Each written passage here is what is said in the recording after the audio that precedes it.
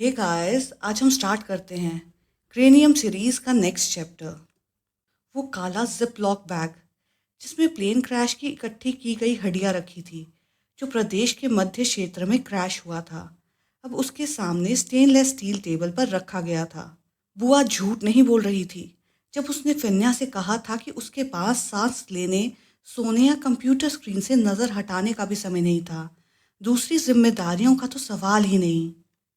हालांकि adviser Panama से लौट चुकी थी, लेकिन वो अब भी ग्रेजुएट स्कूल के कोऑपरेशन के पेपर वर्क में व्यस्त थी, जिसकी वजह से 2-4 हफ्ते तक फुल टाइम क्लासेस में वापस नहीं आ सकती थी। दूसरे शब्दों में सारी जिम्मेदारियां बुआ के कंधों पर आ गई थी, जो इस दौरान सब कुछ संभाल रही थी। बुआ के पास सांस लेने की भी फुर्सत नहीं थी, और फिन्या में इतनी हिम्मत थी कि अब भी मैसेज भेजकर काम पूरा करने की डिमांड कर रही थी। अगर इतनी जल्दी थी तो खुद आकर कर लेती, ये सोचकर बुआ ने एक लंबी सांस ली। क्यों फिन्या का ख्याल उसे उस वक्त भी आता है, जबकि उसके पास अपने बारे में सोचने का भी समय नहीं है। लेकिन प्लेन इंसिडेंट, वो राज भरा ममीफाइड स्कल और फिन्या के अचानक गायब होने के बाद बुआ को उसके बारे में अक्सर सोचना पड़ता था। कभी कभी इरिटेट तक हो जाती थी। शायद वो समझ नहीं पाई थी कि ऐसा क्यों हो रहा था। कभी कभी बुआ को लगता था जैसे वो फिन्या के लौटने का इंतजार कर रही हो, लेकिन पता नहीं था कि क्या वो विदेश में ही रहने वाली है या वापस आएगी। थोड़ी देर बाद बुआ की कलीग अपने साथ स्टूडेंट्स को लैब में लेकर आई, जहां बुआ ऑलरेडी मौजूद थी, प्लेन क्रैश से रिलेटेड वर्कशॉप के लिए। लेकिन बुआ ने उन पर बिल्कुल ध्यान नहीं दिया। उसके दिमाग में तो बस फिन्या, प्रॉब्लमैटिक स्कल और उसके साथ आए पेपर रोल में लगा था।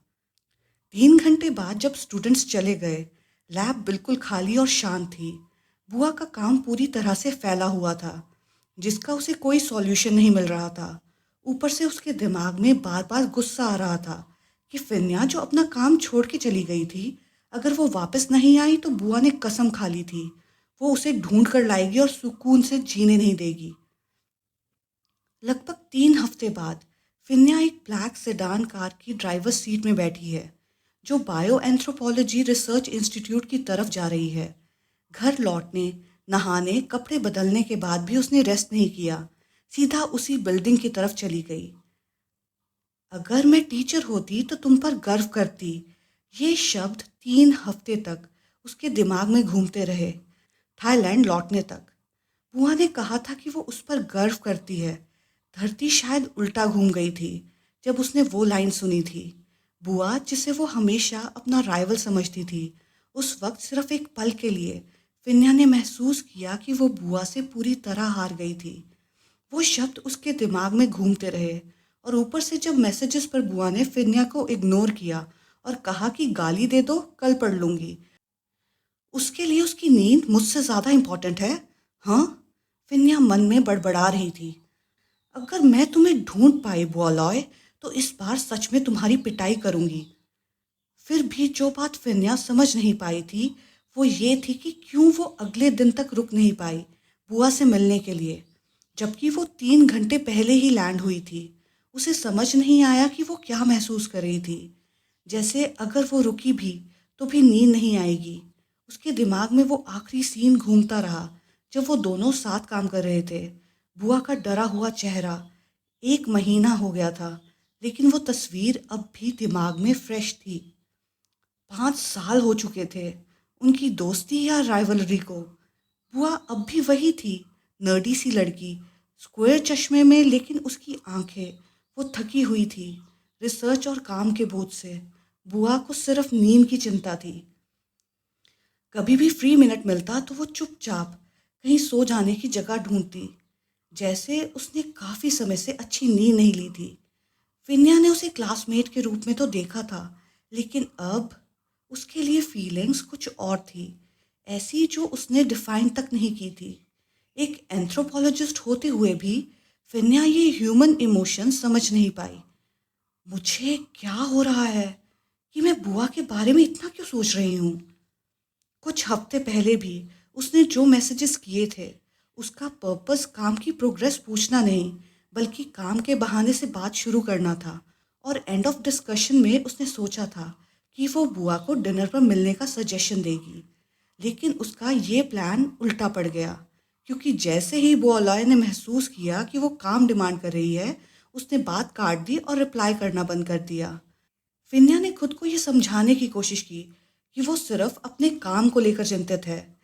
लेकिन जब उसने जो एकेडमिक पोस्ट उसके लिए रखी गई थी उसे तुरंत मना कर दिया और वापस लौटने का फैसला किया, तो उसे अब तक ये समझ नहीं आया था कि आखिर क्यों। शायद क्योंकि उसे अपने घर की याद आ रही थी।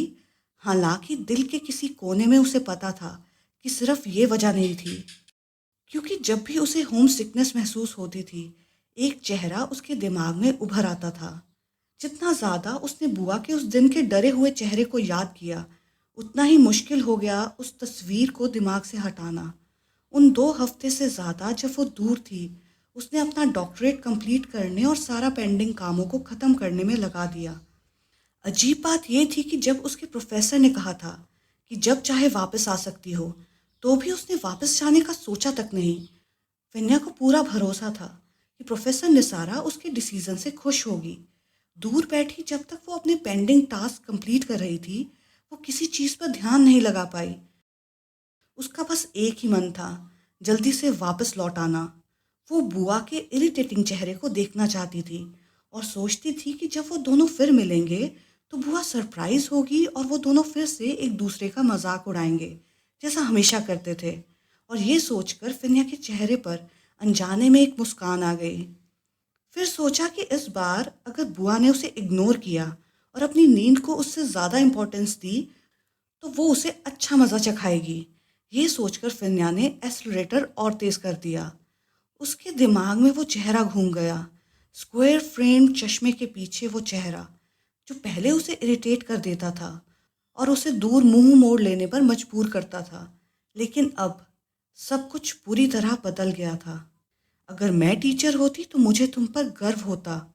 फिन्या को लगता था कि ये साधारण से शब्द बुआ के दिल से आए थे और उन्होंने उसका दिल अंदर तक छू लिया था। इस चैप्टर के लिए अभी इतना ही गाइस। अगर आपको ये चैप्टर पसंद आया तो please like share and subscribe to my channel. Thank you.